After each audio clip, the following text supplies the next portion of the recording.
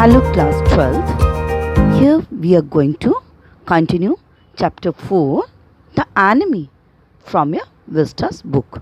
Let's start the chapter. Children, in the previous part, you've come to know that Dr. Sadao told everything about the enemy whom he had operated upon to the army journal of his country. Then the journal suggested him a plan to get rid of the enemy from his home. He said that he would send 2 of his private assassins at his home at night, and then they are going to kill the man and remove even the body from his home. Thus, Sadao was feeling quite relieved, but he slept badly that night as nobody came to kill the enemy at his home. Let's now see what happened next in the story. But certainly he thought the second night must be the night. There rose a wind that night, and he listened to the sounds of bending boughs and whistling partitions. Boughs, that means the branches of the tree. Here Sadao was thinking that perhaps the killers would come the next night. As the night was windy, he heard the sounds made by the branches as they were bending with the blowing of the wind, and the partitions were also making the whistling sound as the wind was passing through them. It was again the disturbing night. Hannah woke too. Ought we not to go and close the sick man's partition? She asked. Here, Hannah also woke up and asked her husband if they should go and close the partition door of the enemy man's room. No, Sadao said, he is able now to do it for himself. But Sadao refused to this suggestion. He said the man was quite well and was capable to close the door by himself. But the next morning the American was still there. But to the very surprise of Dr. Sadao, when he again went to see the American man, he found he was still there in his room. Then the third night, of course, must be the night. The wind changed to quite rain, and the garden was full of sound of dripping eaves and running springs. Sadao slept a little better, but he woke at the sound of a crash and leaped to his feet. Dripping, that means very wet eaves. These are the lower edges of a roof that stick out over the walls. Crash, that is the sudden loud sound of something falling or breaking. Leaped, that means jumped. As Sadao was eagerly waiting for the arrival of the assassins to come to his home to remove the enemy from there, but nobody had come yet. So Sadao was hopeful that they might come on the third night. But that night, instead of the fast blowing wind, there had fallen the rain that night. That night, his garden was full of disturbing noises, which were made by the water dripping down from the eaves of the roof, and the small rivulets were flowing through the garden. Sadao had tried to sleep a little, then suddenly his sleep was broken with a crashing sound of something. So he jumped over his feet. What was that? Hannah cried. The baby woke at a voice and began to wail. I must go and see. But he held her and would not let her move.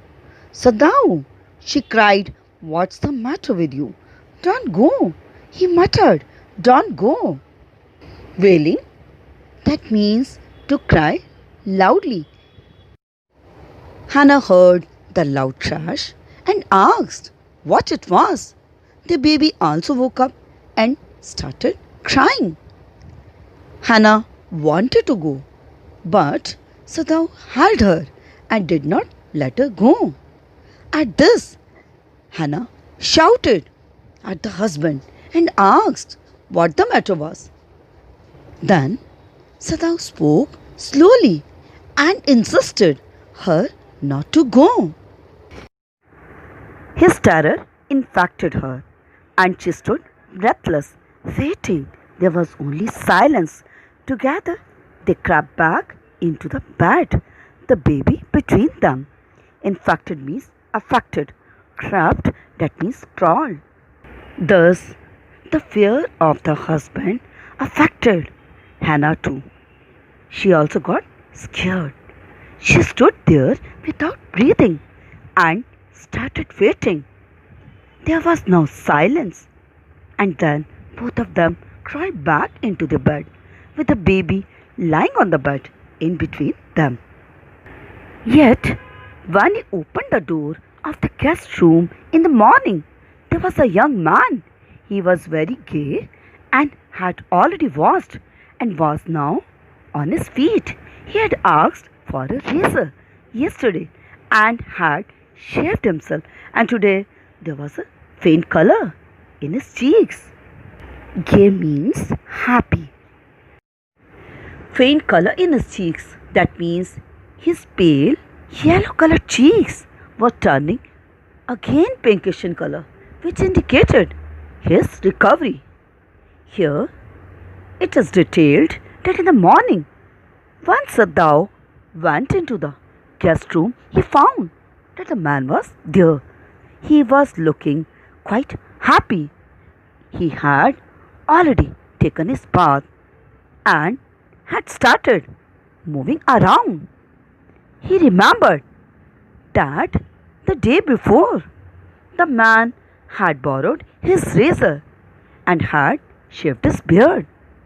Now the color of his cheeks were turning to be slightly pinkish, which indicated the man was recovering and regaining his health. "I am well," he said joyously. Sadhu drew his kimono round his weary body. He could not, he decided suddenly, go through another night. It was not that he cared for this young man's life. No, simply it was not the worth, the strain. Weary means tired. Strain, that means stress. Now looking at the doctor coming into his room, the man announced happily that he was well now. Then Sadhu had wrapped his traditional Japanese gown, that is kimono, around his tired body. He was really tired because of the curiosity and the excitement which he had undergone that had kept him awake for the last 2 consecutive nights. Now he decided he won't pass one more such restless night. He thought he would really do something to get rid of this man from his house.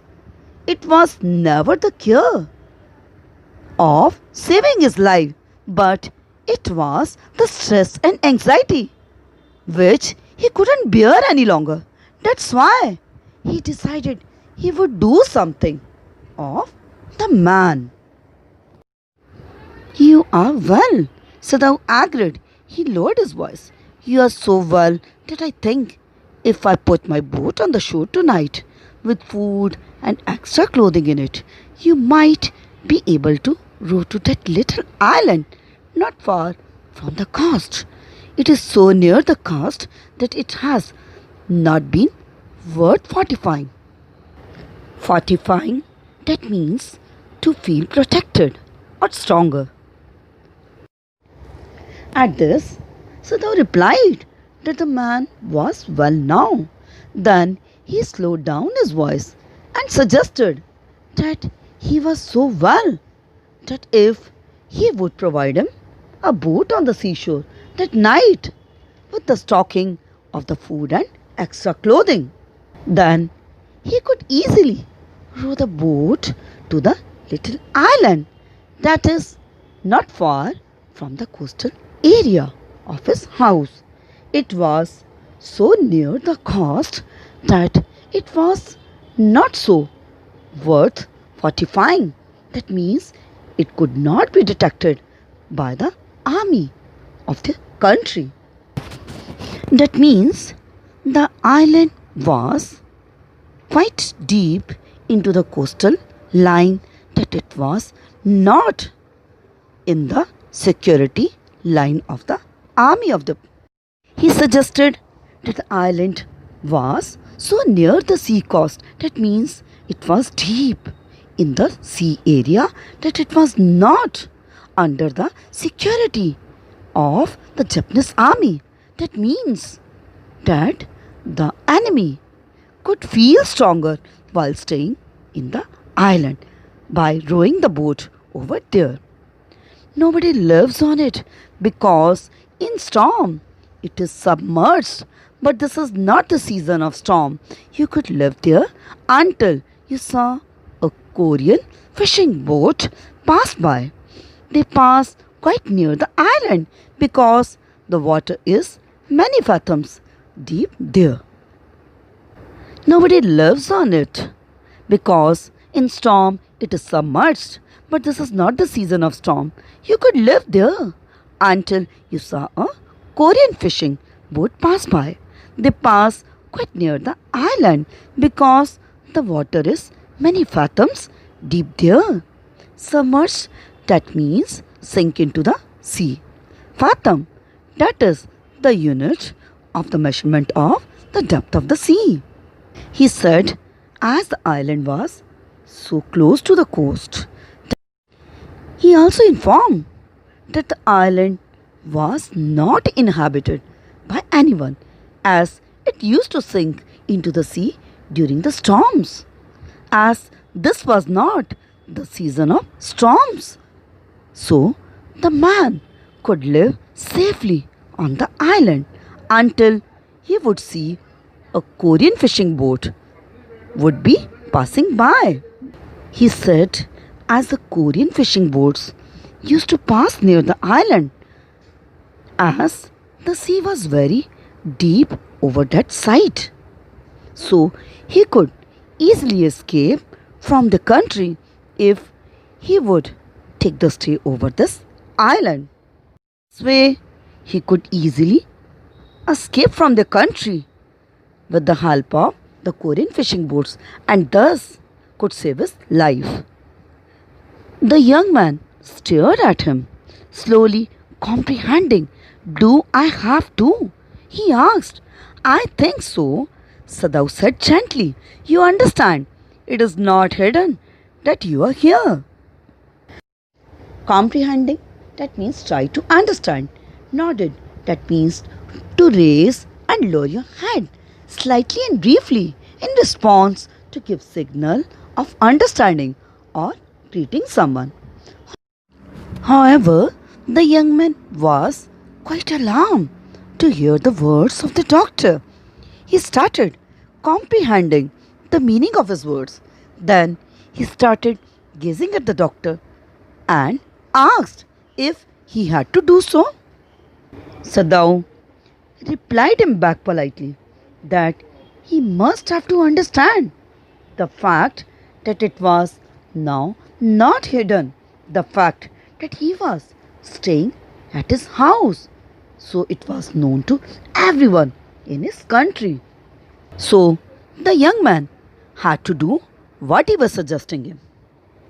The young man nodded in perfect comprehension. Okay, he said simply.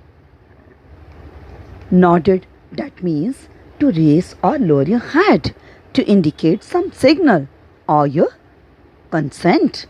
Hereby, the young man, he nodded his head. and agreed to the suggestion of the doctor and simply said, okay, he would do. Sadao did not see him again until evening. As soon as it was dark, he dragged the stout boat down to the shore, and in it he put food and bottled water that he had bought secretly during the day, as well as two quilts he had bought at a pawn shop. The boat he tied to a post in the water, for the tide was high.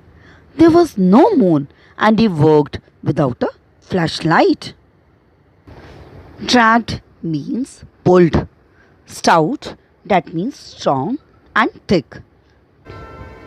Pawn shop is a store that lends things and also money in exchange of some valuable. And if the person doesn't return, they can sell it. Post means pole. Flashlight means torch. So Sadao did not see him again until evening. As soon as it was dark, he dragged the stout boat down to the shore, and in it he put food and bottled water that he had bought secretly during the day, as well as two quilts he had bought at a pawn shop. The boat he tied to a post in the water, for the tide was high. There was no moon, and he worked without a flashlight. Dragged means pulled. Stout, that means strong and thick. As there was high tide in the sea, so he had to tie the boat to a pole over there. When it got dark, as it was the moonless night, Sadao had to work without any torch or flashlight. He didn't want that he should be detected by anyone over there. When he came to the house, he entered as though he was just back from his work, and so Hannah knew nothing. Yumi was here today, she said as she served his supper. Though she was so modern, still she did not eat with him. Yumi cried over the baby. She went on with a sigh. She misses him so. Supper is the evening meal, typically a lighter, informal one. Here it is said when Sadao returned back home that night, he pretended as though he was returning back from his usual work. So Hannah could never guess anything about his planning. But when Hannah was serving the evening meal to the husband, she informed that a maid servant, Yumi, had returned back that day, as she missed their baby a lot. Here it is also informed, though Hannah was quite modern lady, but she used to give the respect to the husband and never liked to eat with him. The servants will come back as soon as the foreigner is gone, Sadao said. Hereby, Sadao gave assurance to the wife as soon as the American would leave the house. The all servants would come back to the work again. He went into the guest room that night before he went to bed himself and checked carefully the American's temperature, the state of the wound, and his heart and pulse. The pulse was irregular, but that was perhaps because of excitement. The young man's pale lips were pressed together and his eyes burnt. Only the scars on his neck were red. Pulse means heartbeat. That night, before going to bed, Sadao visited his guest room. There, he had the thorough checking of the American. He checked carefully his body temperature, the condition of his wound, also his heart and his pulse beat. He found his heartbeat was quite unsteady. It may be due to the excitement and the planning. As he was about to leave their home, he, he found that the man's pale lips were pressed together and his eyes were burning with the fire. That means the doctor observed the feelings of hatred in the expressions and even in the eyes of the enemy. Next, he observed that the scars on his neck were still red in color. He concluded it would take time of the healing of these marks over the neck. I realize you are saving my life again, he told Sadao. Not at all, Sadao said. It is only inconvenient to have you here any longer. Inconvenient, that means uncomfortable. However, the young man told Sadao that he was saving his life once again. To this, Sadao replied, it was not like that. In fact, he was sending him away because it had turned to be quite uncomfortable for him to keep him more any longer in his house. I hope you have well understood the explanation. Thank you for watching the video.